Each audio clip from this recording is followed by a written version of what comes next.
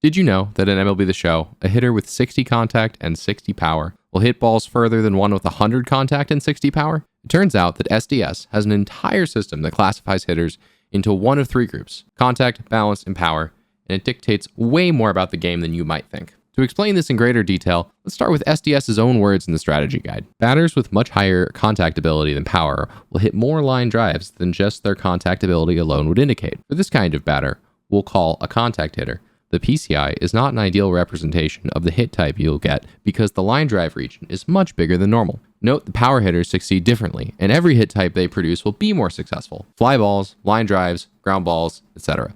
The contact hitter only gets more total hits by producing a higher proportion of the best hits: more line drives, more hard grounders rather than easy grounders, and more low fly balls than high flies. This is in addition to simply putting the ball into play more rather than striking out. Lastly, it's important to remember that fly balls are much less valuable to contact hitters, as normally half of the hits from fly balls are due to home runs. Thus, contact hitters are known for a lot more routine flyouts, even on reasonably solid contact. They simply lack the bat speed to hit many home runs, but can expect at least an occasional double or triple on solid contact. In contrast, the highest power hitters can miss the pitch more, hit a high fly, and still have enough power to land it as a home run. Using attribute examples, a 99 contact, 99 power hitter will hit more line drives and home runs than a 60 contact, 60 power hitter. A 99 contact, 60 power hitter will hit even more line drives but fewer home runs. A 60 contact, 99 power hitter will hit fewer line drives but will hit every hit type slightly harder than even the 99 contact, 99 power hitter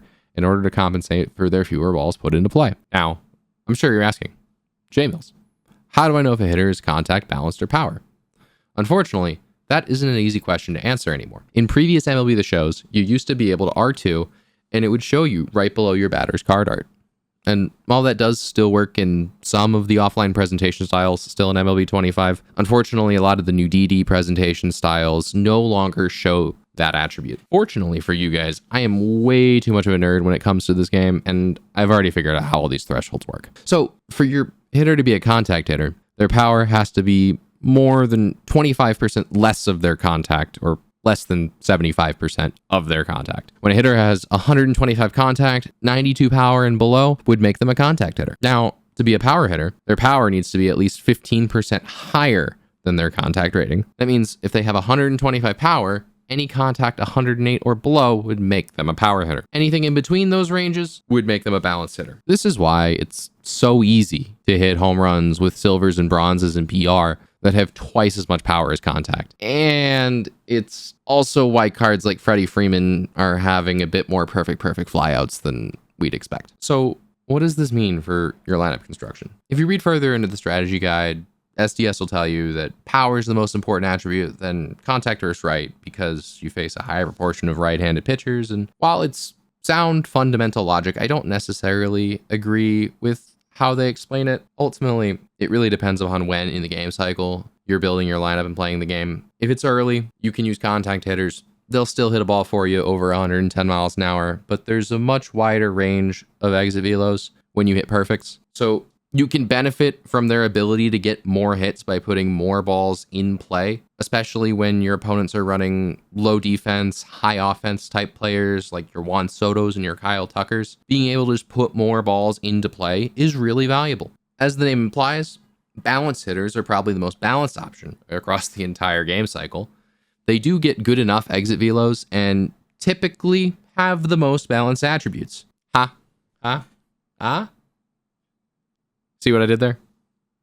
But in actuality, some of the most universally loved cards in Diamond Dynasty history are balanced hitters. Partly because 125 contact and power is a balanced hitter, but they also tend to perform for the best players. Power hitters are also viable the entire cycle, but as the year goes on, you really need to make sure your contact is high enough to keep up with the power creep, especially if you're playing in those higher difficulties like Hall of Fame, Legend, and now GOAT. So in practice, finding good power hitters with high enough contact to do that is often hard. Knowing all of that, build your lineup like you'd expect a standard MLB lineup to be laid out. 1 to 2 contact or balanced hitters at the top, put your power hitters in the middle, and then more balanced hitters towards the back. As the year goes on, definitely start replacing those contact hitters with balanced hitters as the average defensive rating increases and sinking line drives become less and less valuable. So if we circle back to the topic of the video, why hitting feels worse in MLB The Show right now, it's because we're not using all balanced and power hitters like we had been for the last 2 years in 23 and 24. There are a lot more contact hitters right now, and they're going to get punished for hitting high fly balls. It's just not something that we're used to. As the game goes on and we get higher overall cards, it's going to start to feel like it did last year. Now, are exit velocities down this year in general? Possibly. But the main culprit of why hitting just feels worse at the moment is we're not used to playing with low overall cards. It's been 2 years. Another thing that is worth mentioning, I'd keep an eye out on the quirks that a player has. Although SDS has not actually explained what all of these do, through community testing, the general consensus is that there are 3 quirks that definitely help with exit velocity, and possibly some of the others do as well. Those 3 would be dead red, breaking ball hitter, and bad ball hitter. Now, some of you may already have known all this, and I appreciate you for watching this video this far anyways if you did. I also hear some of you frantically rushing to your keyboards to say, but what about the clip of Carlos Beltran's perfect fly out?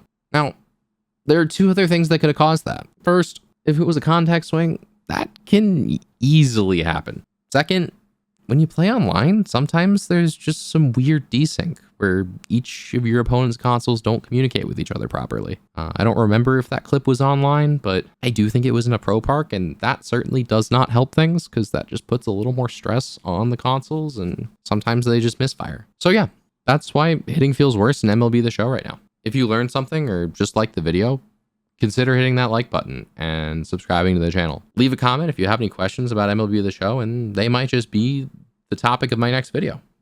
Thanks for watching.